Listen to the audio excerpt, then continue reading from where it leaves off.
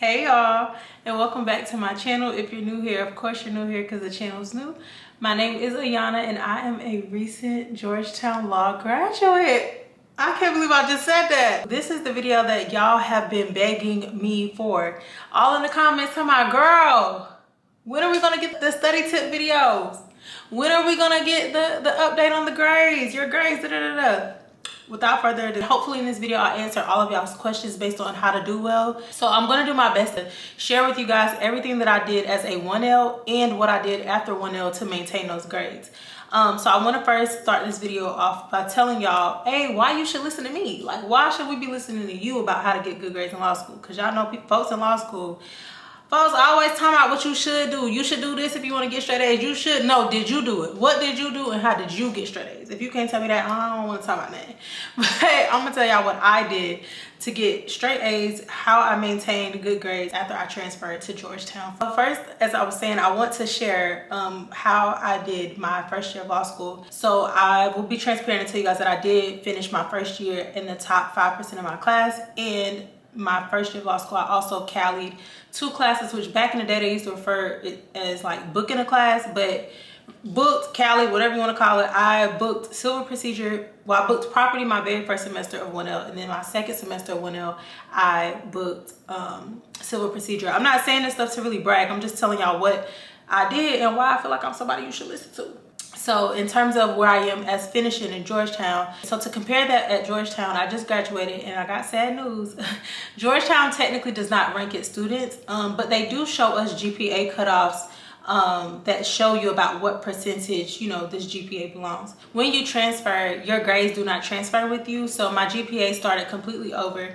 I finished at Georgetown in the 15th percentile margin, and I was able to graduate cum laude. I never graduated with honors, not from college, not from high school or anything like that. So just to be graduating from Georgetown Law cum laude at the top of my class still, I am so proud of myself. I recognize that I know that I did my best, and I think it's pretty killer to kick butt all throughout law school to keep those grades because it's hard, and we're gonna get into it. But before I started getting into what I did, I wanted to give you guys a little snapshot of how I did as a 1L and where I stood when I graduated. So before I go into explaining how well I did, I want to talk about the curve for people who are either who have just entered law school, or you're watching this and you want to go to law school, or if you're a law student and you probably know this part, you probably want to skip over it. But it is very, very difficult to make straight A's in law school because we are graded on what is called a curve. And the curve, in the simplistic, if I can put it in the most simplistic way possible, the bell curve is designed for most students to fall in the average and to only have a few students at the top, a few students who failed, and most students to be average. The essential purpose of the bell curve in law school for grading purposes is to restrict the amount of A's that students can get in a class. So with that being said, in terms of why does the curve matter, it matters because in undergraduate, we were graded based on how well we did, how well our professor thought that we performed. On the contrary, in law school, you do as well as your classmates around you do. So for an example, you are graded based on how well everyone around you performs on the exam. You're either trying to do as well as your classmates so that you can fall within the average of the bell curve, or you want to be at the top. You're trying to outperform them. And I hate the word outperform because y'all, I'm not a competitive person whatsoever. So this whole thing to me is cringe. And as I'm talking about these grades and everything, everybody thinking about this is cringe. It's cringe, it's cringe, it's cringe. But here it is. So I wanted to get those preliminary things out of the way to explain, because sometimes I think I talk on this channel as if everybody knows these law school terms and know what this is and know what that is, and they don't. So I wanted to explain that first, okay? So now let's get into the nitty-gritty of what I did. The very first thing I did as a 1L was I knew that I wanted to be at the top of my class. I knew I wanted to be in the top 5%, and I wanted a single digit rank. Didn't care what it was. I just wanted to be 1 through 9, whatever that would be, out of a class of, I was in a class of like 150, I believe. I knew that I wanted a single digit rank. So because I had that mindset, I had the idea that I was going to do everything that the average law student was not doing. And please do not hear me saying the word average and it trigger you. Especially if you're somebody watching this video and you're trying to improve your grades, you're already in law school. Nothing about you is average. Let me say that. Ain't nothing about you average, okay? Law school is a highly concentrated area of very, very brilliant people. You are brilliant.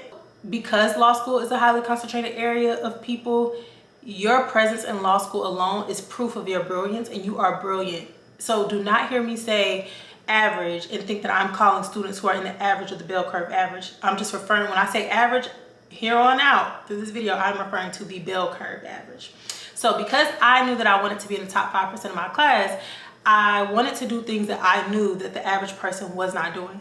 So that leads me to 4 things that I did not play about my first year of law school and throughout my entire journey in law school, but most definitely my first year.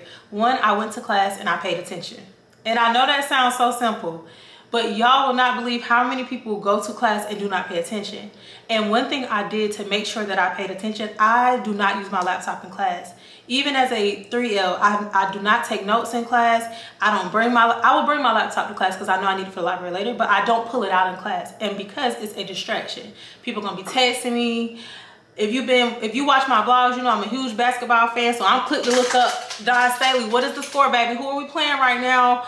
What's going on? What's T? I'm quick to look up a score for a game, and then you get distracted. And your class time is the most important time in law school. And it is the time that you will notice, like, not judge, I ain't judging y'all, folks. I ain't judging y'all. But people will be in class, like, watching games. I've seen classmates watching sports games, all kind of stuff. They be distracted. You low-key. For the first thing, I went to class and I paid attention.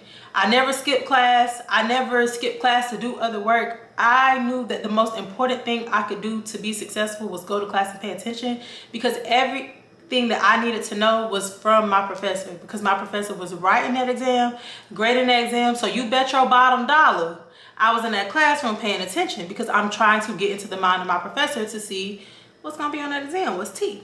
So first things first, I went to class and I paid attention, and I never skipped class, especially as a 1L. And I'm not like exaggerating to y'all. I never skipped class as a 1L. Now as a 2L, as a 3L, I ain't gonna lie, this past semester I had skipped class. On Thursday, I went to see LSU play South Carolina, because obviously I'm a diehard South Carolina fan, and it was the game of the year. Okay, I had to go see it. So I did skip a class this year to go to a game. I went with my mama. Like, I was a 3L. You know, I hadn't earned my stripes, so you will. But even that, when I skipped, I knew that I had access to the recording. So unless you have access to a recording of your class, don't be skipping class, okay? Don't do that. Your classroom time is literally where your professor is telling you what's important. And I'm gonna go back. I'll hit back on classroom in a second. These last 2 things that I'm about to say, I personally think were crucial to my academic success, because I have done them all throughout law school, but especially as a 1L, it was just way more intense. 1, office hours, often and early. 2, I outlined often and early. And 3, of course, practice exams. 1, office hours. Some people treated office hours different.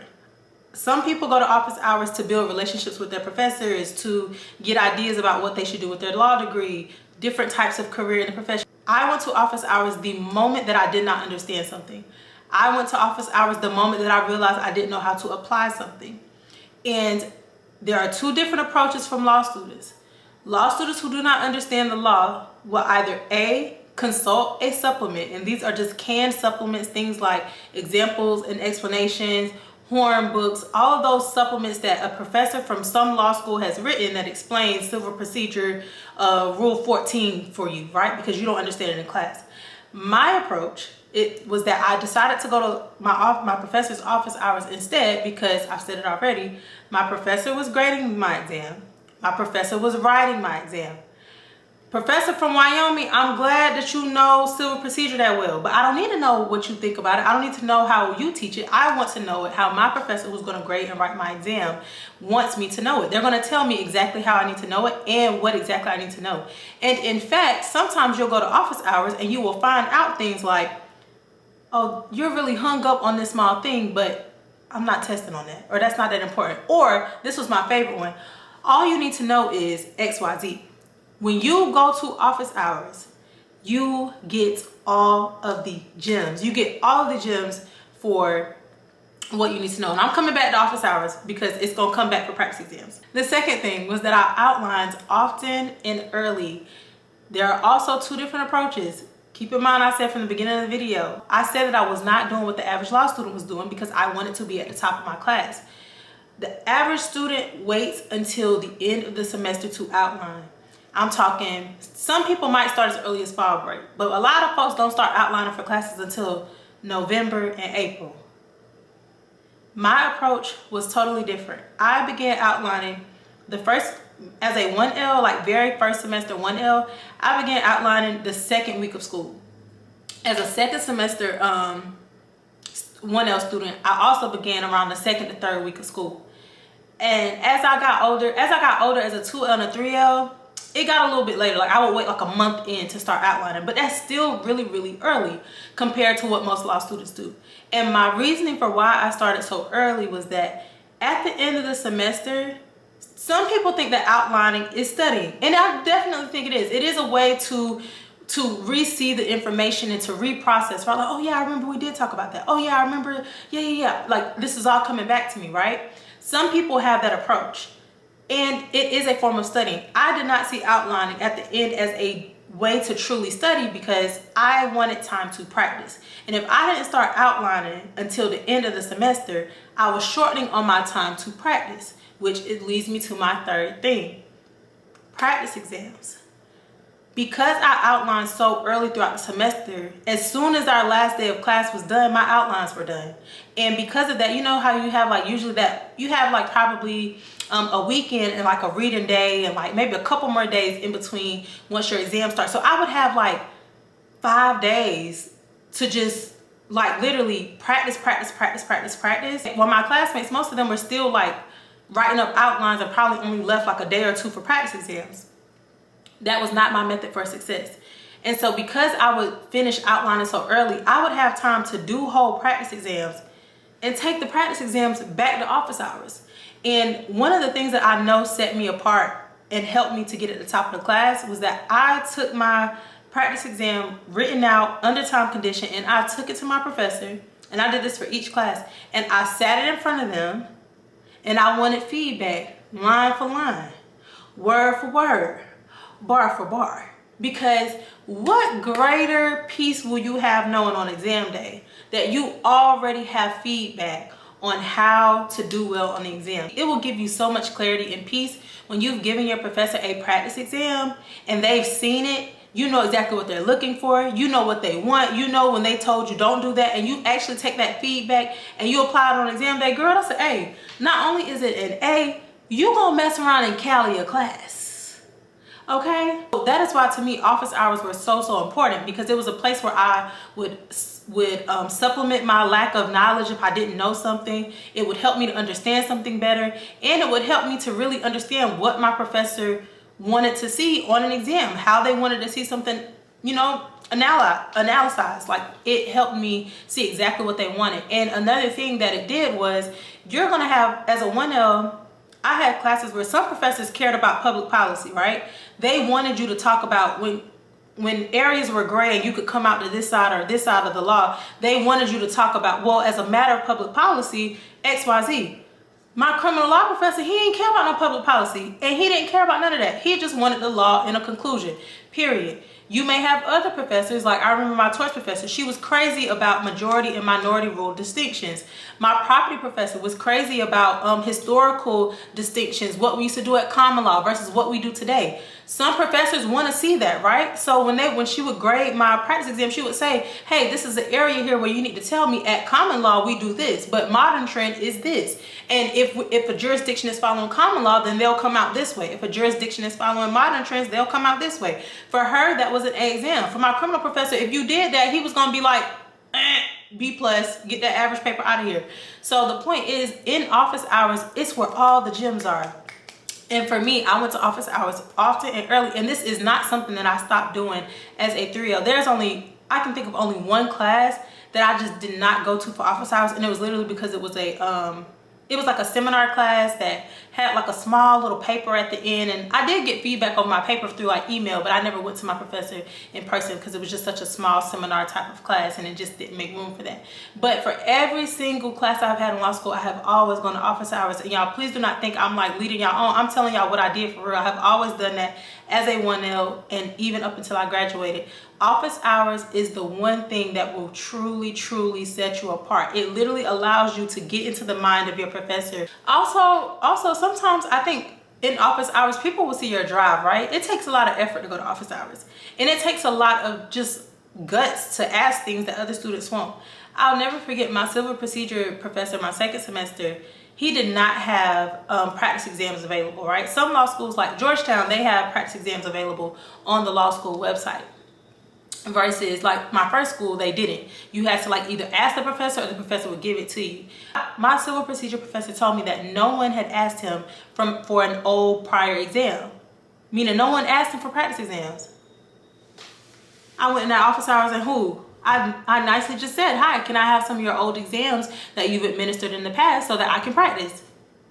He gave them to me and my study partner. We did them. Booked and Cali the class.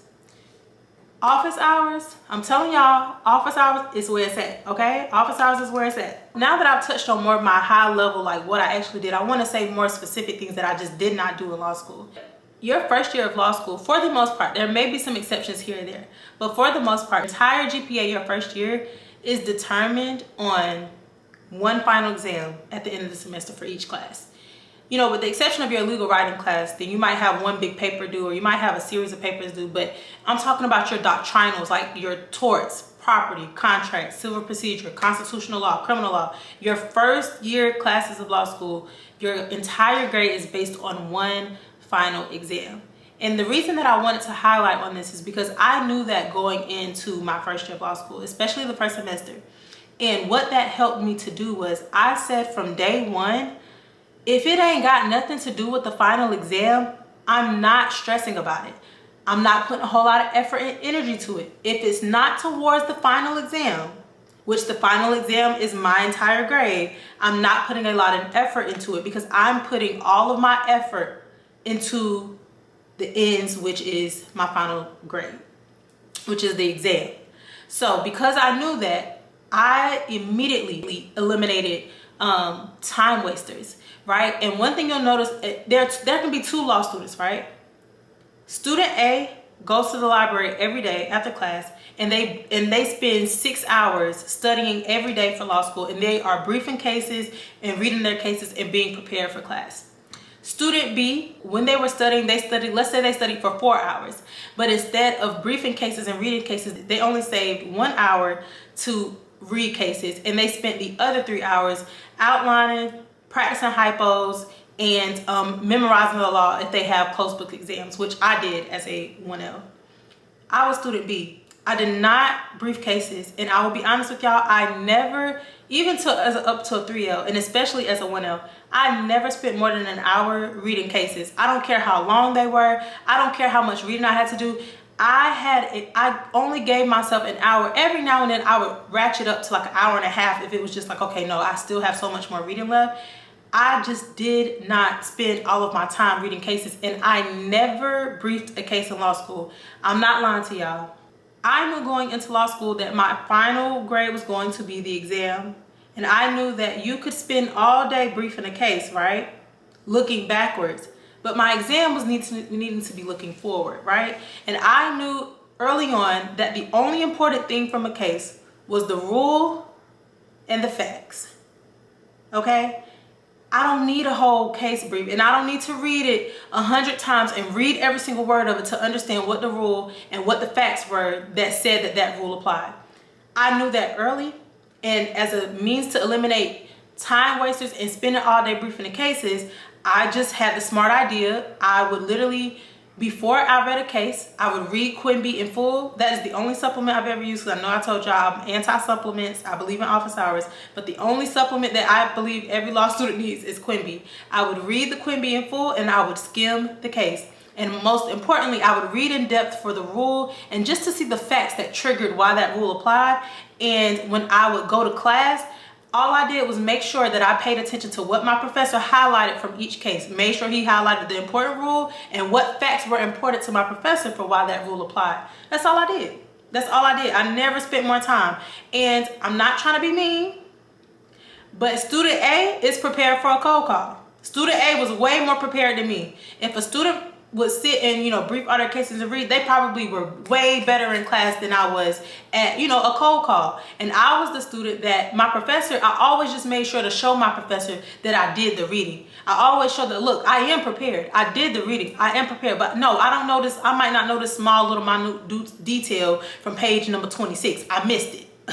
But you know I did that work. But you know I'm prepared because I'm hinting to you and I'm showing you that I'm regurgitating what I read in the case, and I'm regurgitating the high important parts, right? So you know I did the reading. Don't play with me. It depends on what's important to you, right? If you want to look smart in front of your classmates and, you know, kill your cold calls, then I wouldn't take my advice on the reading. But as for me, I wanted straight A's, and I wanted to spend more time on outlining for my final exam and working on hypos and practice exams for my professors so that I could get a better exam score, because at the end of the day, how I did on the exam was my final grade, not how I did on a cold call. So pick your values. Another thing that I've never done as a 1L was study in study groups. I took the option to study with one person instead of studying in a group. I found that study groups were distracting and that study groups were just entirely a little just too intense for me. I found one like-minded classmate who I could just tell from the vibes in class that she was serious. She wanted to do well, and I want to brag on her a little bit. This is not me disclosing her private information because it's public because she graduated. But y'all, my study partner from 1L graduated valedictorian with a 4.0. And I told y'all that I had Callied 2 classes my first year of law school. She Callied like all the other ones. Like she Callied literally like I think like 4 or 5 classes, I want to say. Like she didn't play. Like she was so like-minded. She was so driven. She was so determined. And it was just a like-minded person. I could not have asked to study with a better partner. So I opted out of study groups and decided to just find one person that I knew who was committed to the grind. And me and her would study together at the library together. We would study at different cubicles but around each other, you know, to be in the trenches together. And then on Sundays we would meet from like 9 to we would always meet from 9 to 3 or 9 to 4 and study together on Sundays. And on Sundays when we would come together, we would already have done our outside prep work done. So if we were working on a practice exam, we did it before we came and then we discussed it together. We would work on outlining together. We would work on all kinds of things together. I only studied with one person and I avoided study groups.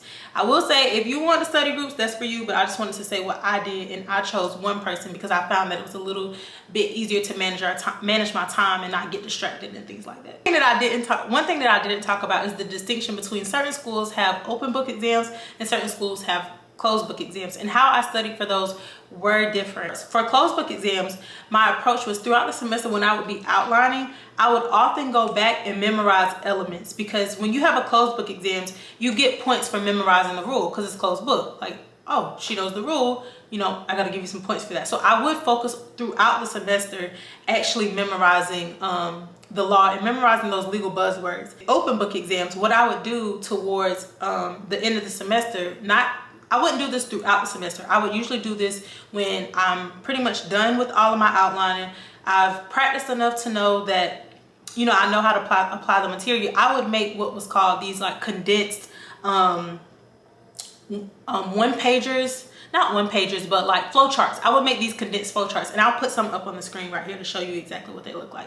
But I would make these flow charts at the end of the semester to kind of get myself in the habit of seeing where things were, how things applied, what buckets things belong to, because I found that in open book exams, even though it's open book and you kind of have the law, you don't get points for like knowing something anymore, but you still need to know where stuff is. And sometimes these professors will have these open book exams where you will run out of time because you're too busy looking for stuff. So I would try to condense everything as much as possible, and I focused more, instead of like on closed books, I would make sure that I could memorize it and apply it, versus on open book exams, I just made sure that I just needed to know exactly where it was so that I could write the law down really fastly and just focus more on actually knowing how to apply it in very niche areas, because I find that open book exams are a little bit harder, where they're kind of like testing very niche and nuanced areas of the law. So I would make sure that when I was studying for my open book exams, I was practicing a little bit more, making sure I knew how to handle those like little nuanced and niche areas of the law, if that's making sense. Before letting y'all go, the last thing I want to say is I think that it is so important to know why it is important, I think, to make good grades when you can, right? I was so set on making straight A's because I knew that I wanted to transfer. I knew I wanted to go big law, and I wanted to move down in the Southeast after graduation. I needed to make the best grades possible to do that. And I had to do that as a 1L because your very first 2 semesters of law school, well, first, let me explain this to you. When you are applying for jobs your first summer, the only grades that employers are going to see, you apply in January, right? You just started law school last August. In January, you're now in second semester 1L. So the only grades these employers are seeing are your very first semester. That shows you right there, your very first semester grades, they're important, okay? Very important. But the job that you work after your second semester of law school, what we call 2L, that is the job that typically offers you employment after graduation. You begin to apply for that job, that second summer law school job that I'm explaining. You apply for that and begin interviewing for that the summer after you complete your first year of law school. I'm hoping I explained that right. So the job that you will likely get after your second year of law school, you interview for that job after you complete your first semester of law school during the summertime. So the summer right after your first year of law school are when you are going to be applying for that job.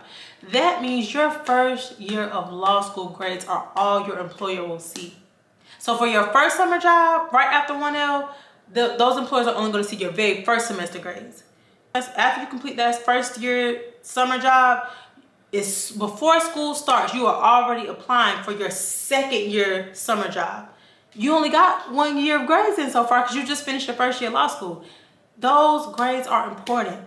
But also, let me tell you this, they ain't that important because people still do it, y'all. I have met so many people who at Georgetown who were transparent, honest with me, and told me that they only had a 3.4 when they transferred, or they only had a 3.3 when they transferred, or they ended up still going big law with a 3.0. And sometimes people hear all these numbers and they're like, oh, I gotta get a 4. Me, I heard those numbers and I thought I had to get a 4.0. I had to have a 3.8, a 3.9. I had to do all of this to get all these jobs, but it's not true, y'all. Sometimes people just network your way out, even if you don't do it. But I do want to share that if you don't have grades on the book yet, or you do have some grades and you still got time in law school to turn it around, why not? Like, why not? Why not put yourself in the best position for success, right? And even if it doesn't work out, great. God, or, if you don't subscribe to faith, life, it's just an opportunity for life to give you another way to figure out how to get to where you want to be. So I'm saying that to say, grades are so important in law school, but they ain't end all be all. They aren't do or die, right? It's great to put yourself in a position for success, right? If you can do it, do it. It's that simple. That was my mindset. I have the drive to do it. I have the will to do it. I want it. I'm a dog for it. I'm gonna be a dog. I'm gonna get up every day and I'm gonna work hard. If that's you, you got that mindset, you got that dog in you, go get it. Go get it. Go get them. Go chase them grades. Go do it. But if you already have gone through law school and you finish your first semester or your first year without those grades, it's still time to turn it around. And even if you can't, if you don't, I'm saying that there's still opportunities and ways for you to turn it around. So this video, I'm sorry, I tried to make it as short as possible. It kind of got a little lengthy, but again, as always, thank y'all for watching this video. I hope that you guys enjoyed it. I'm hoping that it's helpful and that I've explained everything to the best of my ability so that it can help you do well and make the grades that I know that you're capable of getting. And in the meantime, make sure y'all like, comment, and subscribe. And I'll see y'all next time. Bye, y'all.